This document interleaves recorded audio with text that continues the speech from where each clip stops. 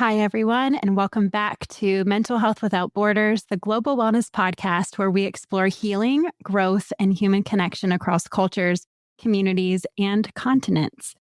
So today's episode is sponsored by Finding Hope Wellness Center in Tampa, Florida, where individuals, families, and couples can go to receive hope and healing for their mental health. Go to www.findinghopewellnesscenter.com to find out more. Now let's get started. I am Dr. Lindsay Frey, and today I'm honored to welcome a thoughtful and deeply reflective guest, Matthew Lowe, a licensed clinical professional counselor based in Maryland and the author of the book, Seeing the Forest and the Trees, Mapping Your Inner World for Greater Clarity and Satisfaction in Life. In this episode, we explore how existential discomfort can lead to emotional resilience, creativity, and deeper self-understanding. Whether you're a clinician, a creative, or simply someone trying to navigate life's complexities with more presence and honesty, this conversation is for you. Welcome, Matthew, to the podcast. Hello. Thanks for having me. Yes, I'm so glad to have you on today. This episode is a little different than some of our past episodes, but when I was able to speak with you, I was really drawn to your work and your book, and I was just so happy to have you on to be able to talk about things from a different perspective. So first, can you share a little bit about your journey and what inspired you to become a therapist? Sure. Yes. So I sort of took the long way around. I would call this a second career, but I didn't exactly have a first one. I used to be a religious school educator teaching Jewish philosophy and theology to teenagers. It was great. I loved it. I love teaching.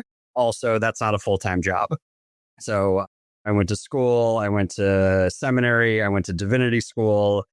And a few years after I graduated, I realized that I had become a non-believer. I'm still very religiously involved, but I didn't really have it in me to do that work. And so I was sort of in the wilderness for a bit. My partner at the time encouraged me to become a health educator. So I did that for a while, teaching middle school and high school health. Again, I love teaching, and this felt like it was on the way to becoming a therapist because it was about how to make better decisions.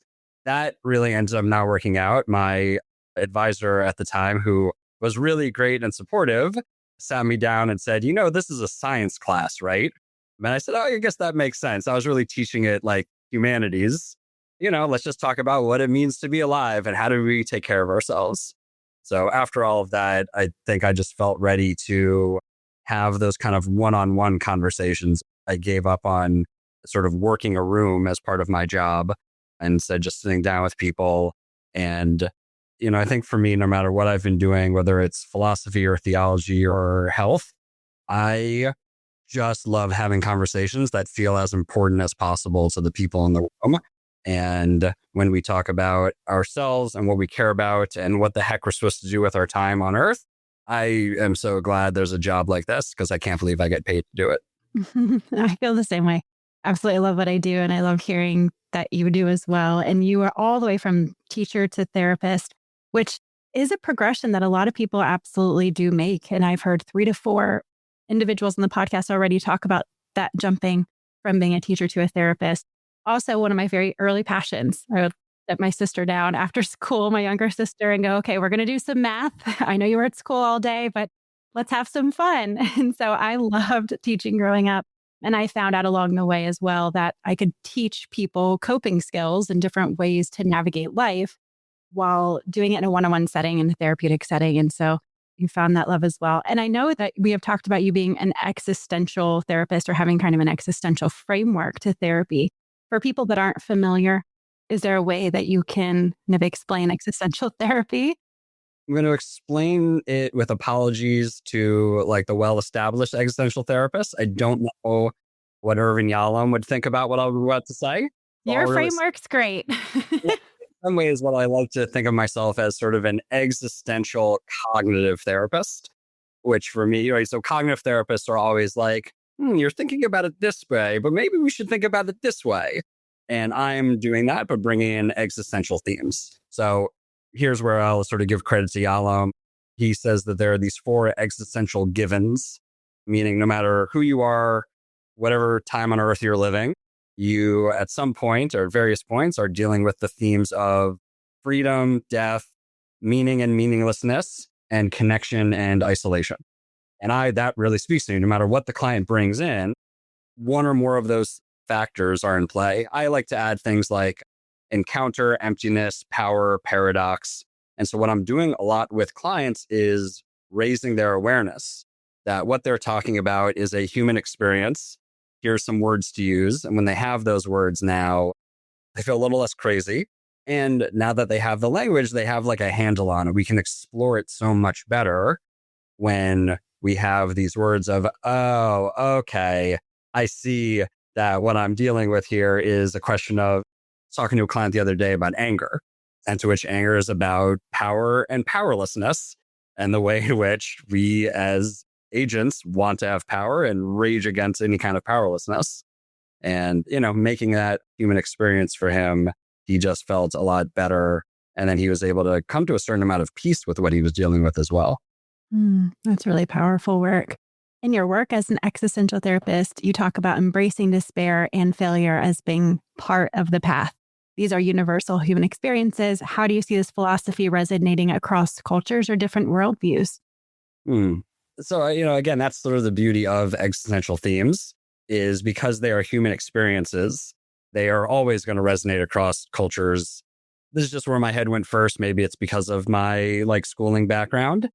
When we're recording, Easter just passed. Mm-hmm. And, the entire history of Christianity is built on this story of a failure, right? This was a failed Messiah, and his whole movement was in shambles. And then what happens a few days later, he comes back, right? So the fact that despair, I'm myself am Jewish, but I'm fascinated by Christianity. I studied a lot of it. And, Good Friday, he dies. Sunday, he's resurrected. Holy Saturday is what always captures my imagination, because the dramatic tension of, we know, right, because we are in the present, right, that Holy Saturday is just this in-between moment. But for the early Christians living it, they are just in this state of despair. What are we doing? What's happened? What are we supposed to do with ourselves now? And we see sort of what came out of that. I think there's a lot of sort of peoples and cultures where a lot of their pride comes out of previous experiences of oppression, of surviving it, of looking back at times and seeing, okay, those were the dark times and we stuck with each other. So I think the ability to really face sort of the more negative aspects of life and allow for them to embrace them is incredibly important. I think a lot of people and a lot of sort of therapists I see, say on Instagram, are just promoting positivity. And I'm not opposed to positivity in general, but I think that we can overdo it. And people then think that any negative feeling means that they're doing it wrong. I recently had a conversation with a therapist from Australia who studies thanatology, which is a study of death and loss. And so we had a really great conversation about this, and she termed it toxic positivity. And so it's kind of like what you're talking about, just about how if we're consistently focusing on the positive, which I am more of a motivational, positive type of bent therapist. So I come from that world, but I understand completely what she was saying and what you're saying here, as far as if we're consistently saying, you can do it, keep moving forward. Is that the same thing as saying you're fine, when you're depressed, or just be happy when someone is having such a hard time doing that? And that resonates with me from just being a teenager going through depression and bereavement when I lost a few friends to car accidents. And people were consistently saying that, just move on, just move forward. At least you're alive, embrace it. And I did need somebody to really acknowledge my grief and despair that I was going through. And if I would have, it would have helped me, I think, to feel more normal, to feel okay with being in that state of mind. And the grief process might have looked different for me if I would have been able to handle it earlier, because it went on for a really long time. That you're saying when we do acknowledge it, despair can play a role. Is that right? So despair played a role, what you were talking about with Jesus and Christianity, but despair can play a role in some of these situations as well that are hard for people. And you see that as being a good thing to know. Let's get specific. A type of despair that we are able to be with and move through, right? Because despair for a lot of people is the last step, right? Hopelessness usually means, well, I'm done here. So the example I give in the book, just because it's sort of like the formative example for me, I worked for 5 years at a college in college counseling. So this really came up there, that when you're writing a paper, you start out with a blank screen, and that is really overwhelming. And then often for me, in the course of my writing, I'm doing a lot of writing currently, and I've had to deal with the fact that it seems like on the way to writing something I'm really proud of, I have to write an entire draft that gets scrapped entirely. And that is demoralizing, right? To be like, okay, that was a thing, but also it's terrible. Let's start over entirely, right? So this feeling of like, what am I doing here? What happens next? Right? I think sort of doubt and despair and blankness, they're part of the process as long as we are able to sort of survive them, right? What do we do in that moment so that we don't quit altogether? And then it should be part of the process. Yeah. So are you going to dig deeper? It's like, this is the test right here at this moment. Are you going to dig deeper and move through it? And like, I like that you said moved through it. Yeah. Because again, with mine, the challenge was the lack of recognition of what I was going through, but then also not allowing me to work through it, which is exactly what needs to happen in a grief process. Yeah. And so I do want to know about the title of your book. It's once again, Seeing the Forest and the Trees, Mapping Your Inner World for Greater Clarity and Satisfaction in Life. So what inspired the title of your book? So this is the part where I give my editor a lot of credit. Howard Van S., very great guy to work with. The original title of the book, which had been the one I gave, was You Don't Get to Be Simple, which if somebody knows me is a great title because it's sort of like a little sassy. If you don't know me though, as he pointed out, it's a bit of an off-putting title. So we were talking about like, well, what's my overall message? And my overall message, if you people who read the book will see this, people who meet me as a therapist will see this. I always want to get really big and really conceptual, right? So that's sort of seeing the forest is what are the sort of the philosophical concepts that we are bumping into throughout life. And then the trees being the nitty gritty, right? So if I'm talking to a client about relationships, right? So the forest is going to be connection and conflict and maybe hopes and dreams and intersubjectivity, right? These really large things. And that's good for orienting. But then the actual interventions are often, okay, so when they said this thing, what do I say back? Right? When they said this thing, it made me think this, which I didn't care for. But if I tell them like this, then they're going to get mad at me, right? The trees are just this little like the actual navigating of a forest is you have to generally be oriented, but also you have to watch out for what's in front of you. You know, what I'd say is if you're lost in the weeds, you're not going to really know where you're going. But if your head's in the clouds, you're probably going to be tripping over things.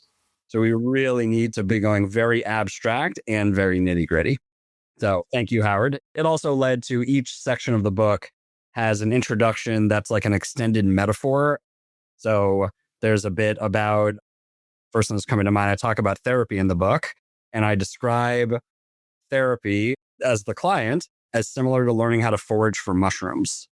That was very fun. I ended up having to learn a lot about mushroom foraging in order to write the chapter, but it was very cool to be able to just as like a literary exercise to connect these things to forest metaphors. Also, I work at the Center for Nature Informed Therapy. So my bosses were overjoyed at the title of the book. Nature informed therapy. That's fantastic. Yeah. And that's the center that you work at now? Yes. Yeah. Dr. Heidi Schreiber-Pan, developed it. We do trainings for therapists. We do a lot of like sort of backpacking trips. There's like grief in the wilderness. We have a whole series on embracing winter. It's a very, very cool place to work. Just shout out to my employer. Yeah. Yeah. Yeah, that sounds really You fascinating. consider having her on. She's awesome. Yes, absolutely. And I think that's so important. It's something I talk about a lot on here is the importance of getting out into nature and how healing and helpful it can be. So it sounds like you all incorporate therapeutic processes with your clients and nature. Yeah, definitely. Yeah. And I'm mostly through walk and talks or using metaphors. The other clinicians here do a lot more experiential, like nature mandala type of stuff. Mhm. Wow. I would definitely love to have a link there just so Yeah. that people could have access to learning more about it. And it would be phenomenal to see more of those come up as well. I mean, Cool. this could be such an early model for other practices. So going back to the book, who did you write this book for? Meaning, is there a particular type of reader or person you had in mind? So the book, I think if I'd set out to write a book, I would have been overwhelming. What happened is in 2023, I realized that I'd been saying the same thing to clients over and over again for the last like 10 years. And I wanted them to be able to hold on to it because I can say things in session and they will say, wow, like that's amazing. And then come back next week and they're like, I don't know what you said. I remember it was amazing. I wanted to just start creating short versions or just, like definitive versions of here's my spiel on this thing, right? When clients bring up certain words, I launch into, like a lesson I have. So I wrote these for my clients. Originally, these were all just, I wanted to follow up on a conversation with a client and give them something that they could hold on to and review. And it just kept going. So by the time the year had been out, I'd written a book's worth of essays. I would say that if I see them as the intended audience, I would say if a person is in therapy, this is probably a book for them. If they're thinking about therapy, probably a good book. Or if they just want to reflect more on their lives, that's sort of the beauty. I think as a self-help book, this is something that can work in tandem with therapy or on its own. I think any adult who is just trying to do some reflecting, they would find this useful. Mm-hmm. I think it's really timely too. I think there are a lot of people out there looking for answers or trying to feel a little bit more grounded. So I think it's a great time to reveal something like this. And so if readers take away just at least one idea, I'm sure there's many, many, many ideas they could take away. What would you hope that it would be? See, and this is the part where, like, with apologies to Howard, you don't get to be simple. I'll say what that means. We are complicated beings, and we are always going to be, I think, better off when we're able to embrace that. I'll give kind of a weird example from the book. It's a little like, I don't know, dark-ish. I'll sometimes have clients, and I wonder if you've had this too, where they talk about some experience and they say, I don't know how to feel about that. And I usually say to them, I'm going to guess that you're feeling multiple things then. And they go, yeah. I say, right. How you feel about it, if you're going to try to nail it down to one thing, you're going to get it wrong. All right. So the example that I was naming before that's a little dark was I had a client who lost their parents. And this was a parent that they had a bad relationship with. Right. And so how do you feel when you lose a relationship with somebody that close that's also not very healthy? You probably feel sadness for a variety of reasons. If the relationship was actively toxic, you might even feel relief. And people do not feel like it's okay to feel relief when somebody dies, which is fair. And also feeling relief when somebody who's emotionally tortured you dies makes sense. I hope that people hearing this and people who read this are able to look at their experiences and identify a lot of emotions and a lot of factors and a lot of perspectives and realize that the truest version of you is a collective. You are not one thing. Yeah, absolutely. And so to embrace everything, the universal emotions. We have to be graceful with it, right? So you're relieved that somebody has died. You probably don't go and post it on the internet, right? Probably don't say it in the eulogy, right? But you find, okay, who are the people I can go to? And I'm going to tell them how I feel. And they're going to say, yeah, that makes sense, right? We figure out where to put all of the parts of ourselves or how to weave them together appropriately, depending on how we need it. I love my partner and I can be annoyed at her as well. So how do I juggle that love and annoyance so that when I approach her, let's say I've got a critique, I need to do it lovingly. I'm not just annoyed at this person, I also love them. So how am I going to do both? Okay. So how am I going to take both those emotions in this moment and to love this person appropriately with these kind of competing feelings at the same time? I want them to feel I'm annoyed and I love you. Yeah, both powerfully. And so that makes sense to where if you were talking to a client, if we moved it back over to a client space, you might help them communicate that effectively, And so I'm wondering how you take some of these different strategies or some of these different approaches or incorporating emotions like doubt, failure, or loss into a narrative of personal growth, and how do you kind of help them grow from that? Or what are some of your, I guess, strategies that you teach in therapy? So it's a good one. I'm not trained in IFS, in internal family systems. I love the theory of it. Really, multiplicity in general is something that I've been fascinated with. And Richard Schwartz did not invent it. There are other writers who talk about being multiple. So often that's really where I'm going to be starting with clients, is identifying all these different parts.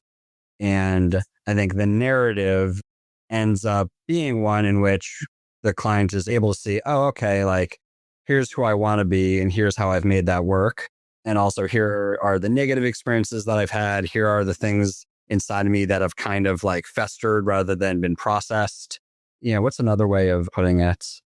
People want to identify only with their good parts. So I have a client who had, for very good reason, like was feeling sad. And they were saying to me, but this isn't me. And I did not let them get away with that. I said, this is also you, right? And for what it's worth, he had gone through a type of loss. And this won't be a terribly profound, I don't think what I'm going to say is too unique, right? But to help him recognize his sadness was a sign not of only the loss, but of his love, right? He had loved something, he had lost it. He cared deeply, and that care meant that when the thing you like is taken away, you're going to feel sad. So he was now able to see that the negative feeling he was having was part of his sense of self that he was willing to affirm, right? I'm someone who cares deeply, therefore I get sad sometimes. Okay, right? Now he can take it. Now sadness isn't a thing, because he was coming in being like, what's wrong with me? This isn't who I am. And that's such a shame for somebody to feel that way. And now he sees it as being a part of himself. Now, yeah, when I'm sad, that makes sense. And I don't have to avoid it. And I don't have to surrender to it. I can be with it and figure out what to do with it. That makes sense. Yeah. And I'm sure you've also had the experience in therapy when clients will cry or become emotional about something they're talking about, and then they apologize. All right. I'm curious, you can weigh in on my response, because often I kind of say well, this is therapy, which I feel like is a little sort of light. I say this is the place to do it. You're in the right space. So I think I'm encouraging when people apologize to you for crying. What's your move? Well, it just happened this week, and it happens usually every week. At some point in time, there's an emotion that someone apologizes for. I said the exact same thing. I usually do kind of smile lightly and say, this is the best place to do it. You're in therapy, so this is good. And this is a place that I want you to experience and express all the emotions that you've been holding back inside that you haven't been able to talk with other people about. So if it's hard, let it be hard. If you need to let it out in a different language, do that. If you need to curse, curse. But you do need to get it out in an authentic way. And this is the best place. So you're right. It's like giving them permission to do it, reminding them where they are. But it shows you that's what we do in our day-to-day life often. I'm really sorry for this emotion I'm experiencing. Mm-hmm. That's our go-to. So they're used to doing that. And I do think they need that gentle reminder that that is perfectly acceptable, okay, and wanted in here for you to experience and express that. I'll give a plug. So there's a chapter in the book called How to Have a Good Cry and Avoid a Bad One, right? So often I work with a fair number of male clients who they're sort of socialized not really to allow themselves to cry at all. And so I get to do sort of psychoeducation about why crying is awesome and what are the skills one has so that at the end of a crying session, the feeling is like, oh man, I needed that, as opposed to just a feeling of emptiness. Yeah, that's really important. It's important for a lot of men to hear that and a lot of men to experience that. I agree with you. And so just kind of landing the plane, because our podcast is focused on mental health and wellness as well. In the face of such emotional weight of the work that you're carrying, how do you personally maintain a sense of well-being and balance? So meaning, how do you do that? And what are some of your favorite wellness practices? Oh my God, I have so many. I think I'll start from, all right, so you've now met me and listeners have now heard me. I'm a very heady person. I'm very, very cerebral. And so much of my ability to do this work depends on me doing things that get me out of my head. I love live music. Some years ago, as an adult, I learned how to hula hoop. I now make hula hoops. It's the opposite of philosophizing. There's just this circle and it's around my waist and it's really into me. And I can't think my way through it. I just have to feel it. I love biking. I love dancing. I got my dog, right? Just things that are sort of pure joy that don't feel like work and that are not intensely verbal. I think that's a lot of how I keep myself steady. I think beyond that, I've got a really wonderful partner and family and some very good friends. So I've got people to turn to. Clients will ask me, like, have I seen a certain show? And if it's a drama, I say, I pretty much only watch comedies. And then I would say much more like therapeutically, I mean, I see my own therapist and I have like 3 different kinds of journaling practices. So one is just keeping a list of what I've been doing. Another is sort of clinical journaling.